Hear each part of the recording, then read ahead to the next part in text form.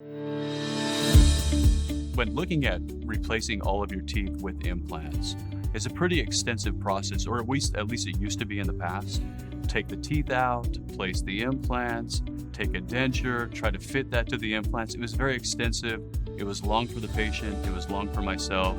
It was very labor intensive. And so by using digital technology to our advantage, we could literally use CAD/CAM technology to pre-plan where the implants are going to go, what the teeth are going to look like, and make this a process that we can do now in 2 hours that used to be 6 to 8 hours.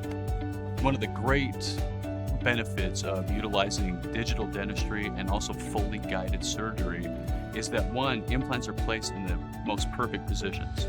So patients that come in with minimal bone, we can place these implants now in very predictable areas for long-term lasting results.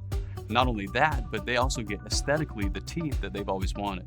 So we can pre-plan this with the patient to know exactly what the teeth look like, the shape, the color, how things are going to fit. And then when the surgery happens very quickly and very precisely without any hiccups.